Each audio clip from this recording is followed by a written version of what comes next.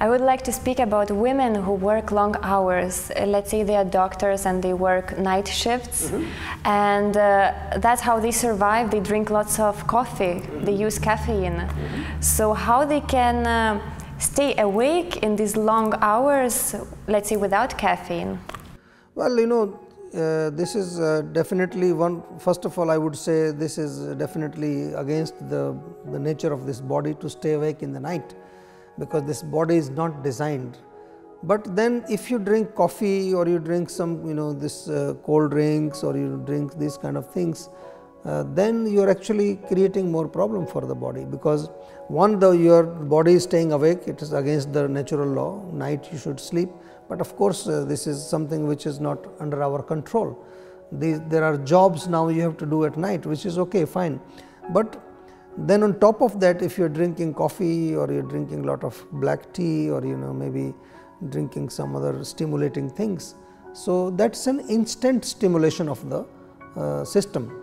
But ultimately it is going to create weakness. So you have to find things which also give stimulation and which also not give you weakness, they give you energy. So there are many such things. For example, very simple is, even if you just keep drinking water, hydration is very important. Our body is 70% water. So in the night time, keep drinking some water.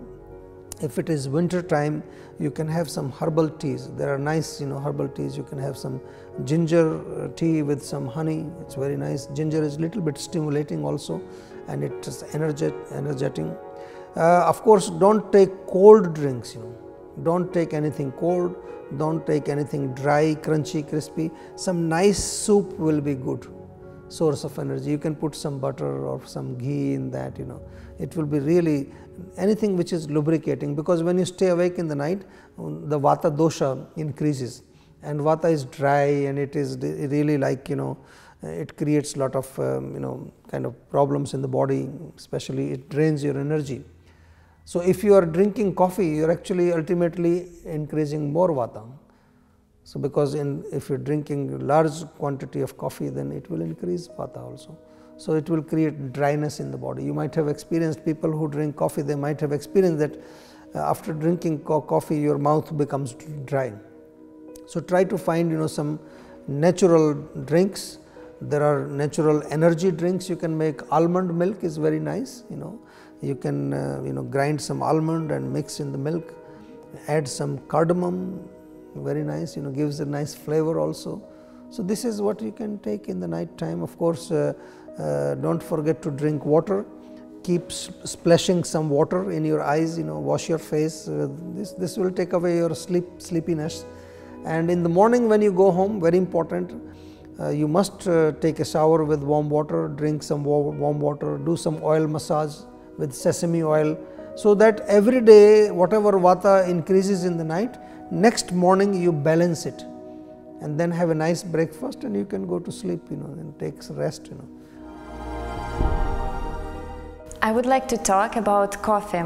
Many scientists and many studies say that moderate amounts of coffee are good for our health, but I also read many studies which say that coffee is like a legal drug and you can get very addicted to it. What are Ayurveda's views on coffee, on this drink? See, when we analyze Ayurvedically, definitely in Ayurveda, when we have to analyze a particular herb or a particular thing, one thing is, in the natural state, if we take it, it has benefits. But when it is processed and it is made into concentrated form, then it creates problems. So when you say moderate amount, maybe that is referring to the natural form of coffee in small quantity, because in that state it definitely gives little bit of stimulation, just kind of like you might have felt whenever you drink some coffee, you feel little bit stimulation in the body. Of course, it increases pitta, and it is also in large quantities. When you take it, also increases vata. So in that respect, it is not good for the body. It is not good for your digestive system. Your appetite goes low. Of course, it then creates an impact on the formation of various dhatus in the body. If you are drinking a lot of coffee, your dhatus will become weak. and your Agni will become weak. So, a lot of toxins will be produced in the body, and that will lead to many diseases. That is why, as you said, that some people think it is like a drug. You get addicted to this because it actually stimulates your system a little bit, like alcohol, for example, or in nicotine, for example. So, you should be very careful. In Ayurveda, we are not very fanatic. We talk about the balance. So, if once in a while, if you have to drink little bit of coffee, it's okay, but drinking too much coffee and every day, then it becomes a problem. I would like to ask you, what in your opinion, or in Ayurveda's opinion, are the energy drainers? Where we lose our energy?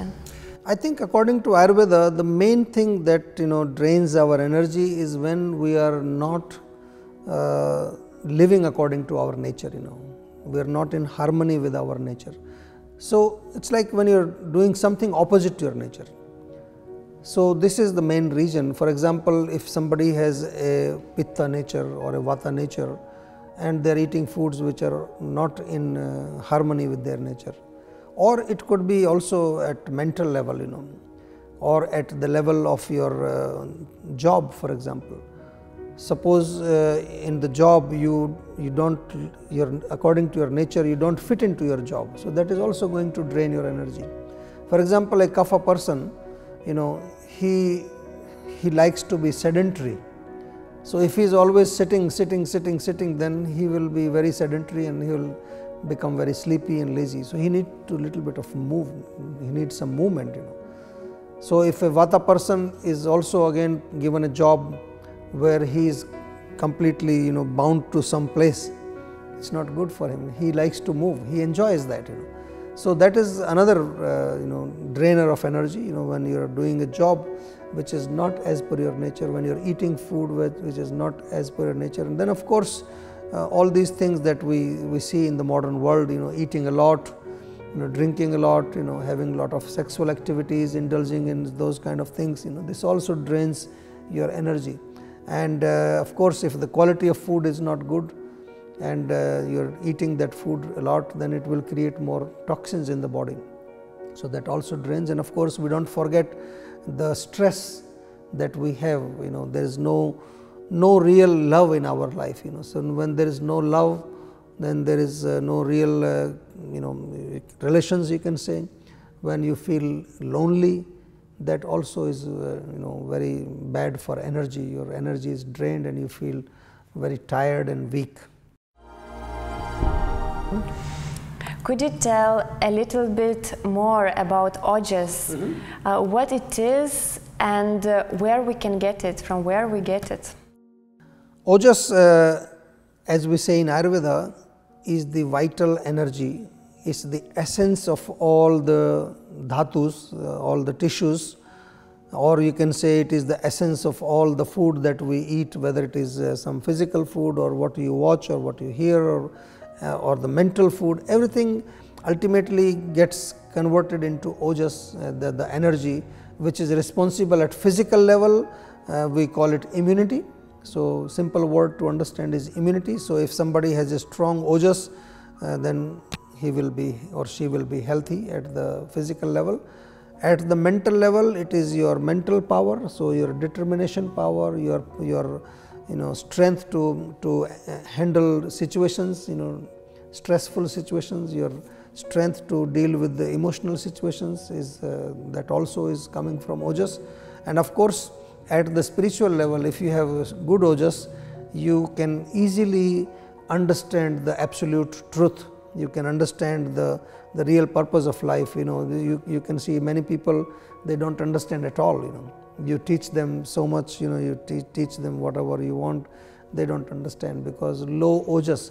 And some people who have strong ojas, they can automatically understand even without much reading or much learning.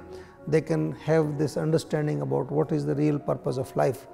So, this is in brief ojas, and in Ayurveda we pay a lot of attention to this energy, because in Ayurveda we talk about health, and health is connected with ojas also.